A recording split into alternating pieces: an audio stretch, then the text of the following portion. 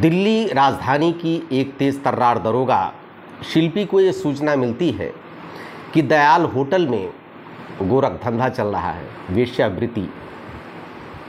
वो तुरंत अपने दल बल के साथ पहुंचती है होटल में।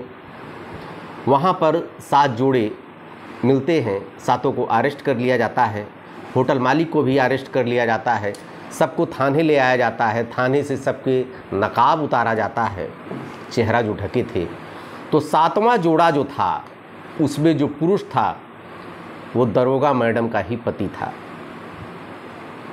बहुत मार्मिक कहानी है मित्रों। लड़कियों को कहाँ कहाँ कितना इम्तहान देना पड़ता है ये कहानी में आपको पता चल जाएगा। लेकिन उसके पहले वही निवेदन कि हमारे चैनल को लाइक कीजिए, सब्सक्राइब कीजिए, शेयर कीजिए जिससे कि हमारा हौसला बढ़ता रहे और आपको अच्छी से अच्छी कहानियाँ लेकर मैं आपके बीच में आता रहूँ।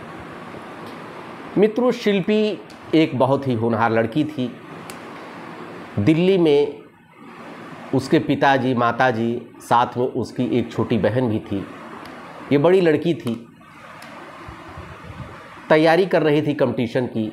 अपने पिताजी से कहती है कि पापा हमारी अभी शादी न कीजिएगा, अभी कुछ दिन हमको मौका दे दीजिए। पिता कहता है कि बेटा ज़्यादा दिन में मौका नहीं दे सकता हूँ, 2-3 साल ही मौका दे सकता हूँ।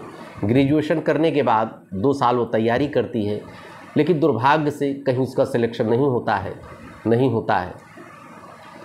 तो पिताजी कहते हैं कि बेटा अब आगे भी हमको जिम्मेदारियां निभाना है, इसलिए तुम्हारा शादी करना ज़रूरी है। शिल्पी क्या करे, बेचारी परेशान थी। पिता की बात को भी मानना ज़रूरी था, क्योंकि परंपरा का निर्वहन तो करना ही पड़ता है।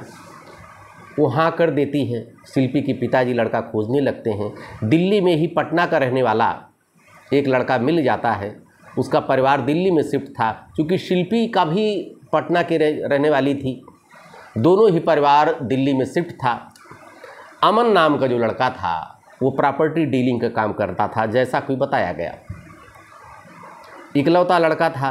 बात जम जाती है। शिल्पी अमन को देखती है, अमन शिल्पी को देखता है।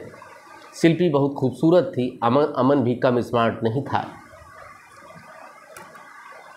दोनों की बात बनती है, शादी तय हो जाती है। लेकिन अमन का कुछ एटीट्यूड कुछ अच्छा नहीं लगा शिल्पी को। शिल्पी ने अपने माता पिता से बताया कि मम्मी पापा लड़का तो खूबसूरत है, हैंडसम है, प्रॉपर्टी डीलर का काम करता है जैसा बताया गया है, लेकिन उसके कुछ एटीट्यूड हमको अच्छे नहीं लग रहे हैं। वो लग रहा है कुछ दाल में काला है। तो शिल्पी के पापा कहते हैं कि बेटा शादी हो जाने के बाद वो सुधर जाएगा। शादी हो जाती है। शादी के बाद शिल्पी अपने घर आती है तो सुहाग रात के पहली रात ही अमन ने अपना रंग दिखाना शुरू कर दिया।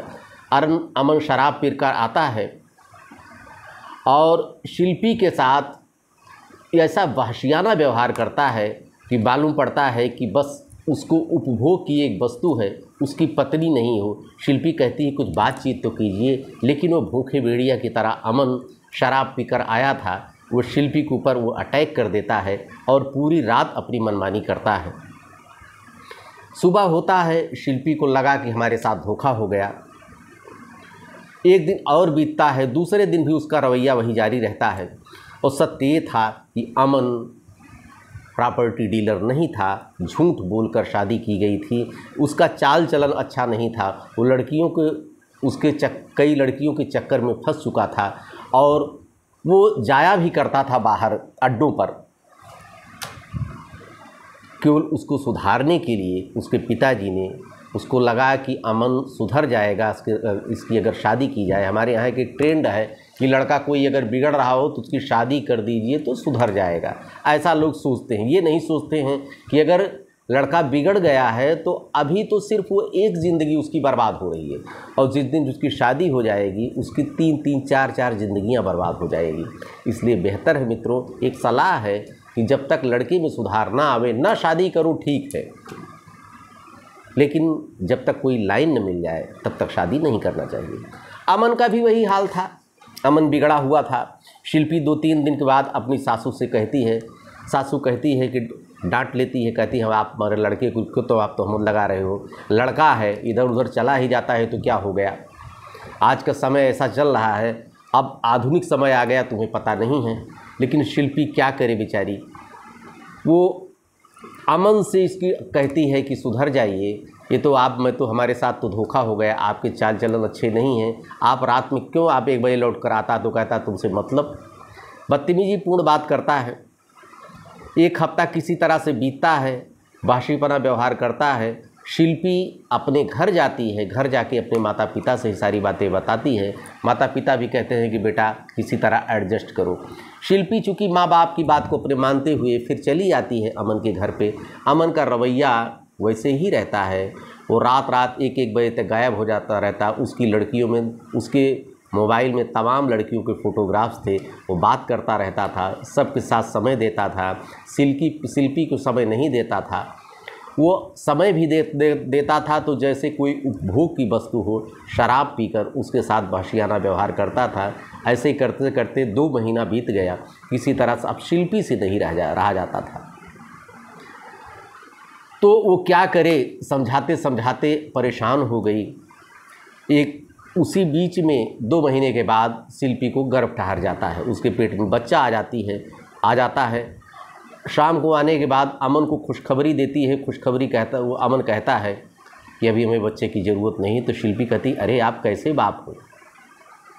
अमन कहता हमको बच्चे की ज़रूरत नहीं। शिल्पी कहती नहीं, इस बच्चे को मैं जन्म दूंगी, मैं माँ हूँ, तुमसे क्या, आप जो है जैसा जो रवैया है आप सुधार करो या ना सुधार करो, मैं माँ हूँ, अपने बच्चे को हटाऊंगी नहीं। जबकि अमन का कहने का मतलब था कि इसको किसी तरह से बच्चे को गिरवा दो, लेकिन शिल्पी नहीं मानी।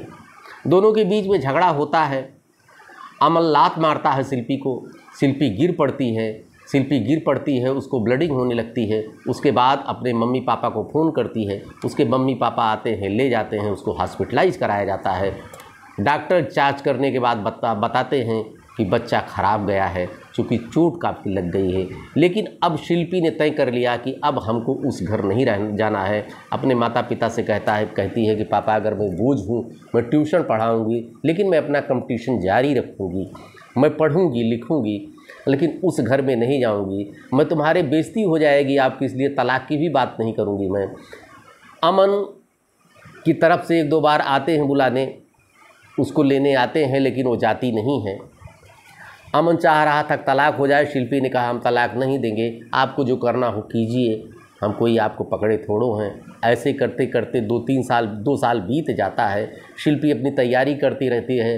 अंत में उसका एसआई का फार्म डालती है और दिल्ली एसआई में उसका सिलेक्शन हो जाती है, वो दरोगा बन जाती है। दरोगा बनने के बाद चूँकि उसका काम बहुत अच्छा था, उसको कुछ ही दिन बाद उसको प्रमोशन मिल जाता है और एक थाने की इंचार्ज बन जाती है।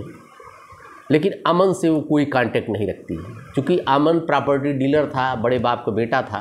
प्रॉपर्टी डीलर कहने सुनने के लिए था, रुपए पैसे की कमी नहीं थी, इसलिए पत्नी उसके लिए बहुत महत्वपूर्ण नहीं रखता था। क्योंकि कैरेक्टर उसका ख़राब था, वो लड़कियों के संपर्क में रहता था, वो अड्डों पर भी जाता था।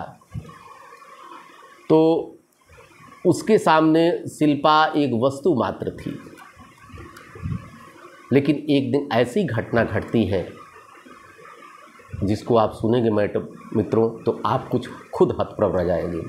एक दिन शिल्पी अपने थाने में बैठी थी कि उसको सूचना मिलती है कि दयाल होटल में कुछ अड्डे चल रहे हैं सेक्सुअल, वहाँ पर वेश्यावृत्ति का काम चल रहा है। शिल्पी करती क्या है, अपनी पुलिस फोर्स के साथ जाती है, दयाल होटल में रेड डालती है। रेड डालने के बाद 7 जोड़े मिलते हैं, उसमें से एक अमन भी था। जैसा कि मैंने पहले आपको बताया था, चेहरा खोला जाता है, अमन मिल जाता है।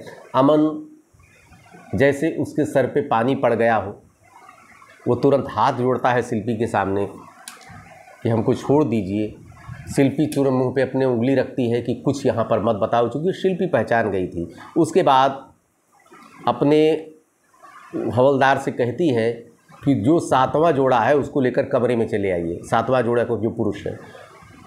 शिल्पी बुलाती है, अमन को कहती है कि तुम्हारे अंदर सुधार नहीं हुआ, आज तो हमें प्रमाण भी मिल गया। अभी तक तुम तमाम बहाना करते थे, विश्वास तो हमको हो ही गया था, रास्ते तुम्हारे गलत हैं तुम्हारे एटीट्यूड से, लेकिन आज तो हमको प्रमाण भी मिल गया है, तुम्हारे साथ कार्रवाई होगी। अमन पाँव पड़ जाता है शिल्पी को, शिल्पी पैर हटा लेती है, कहती है हम कतई तुम्हें माफ़ नहीं करेंगे।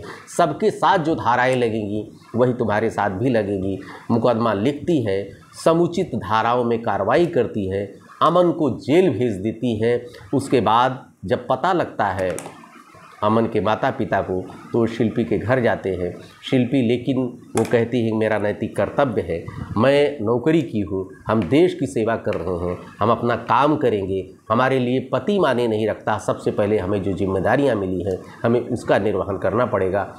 वो कुछ नहीं मानती है, उसको जेल भेज देती है। मित्रों, उसके बाद कहती है अब तो पक्का हो गया कि अब हम, चूँकि वो तलाक पहले से नहीं ली थी, वो तलाक का तुरंत पेपर कंप्लीट करवाती है और पूरा प्रमाण उसके सामने था। चूँकि वेश्यावृत्ति करते हुए उसका पति पकड़ा गया था और पहले से जो है प्रूफ प्रमाण उतने पुख्ता नहीं थे। इस प्रमाण को मिलने के बाद अब कोई कोर कसर नहीं रह जाती है।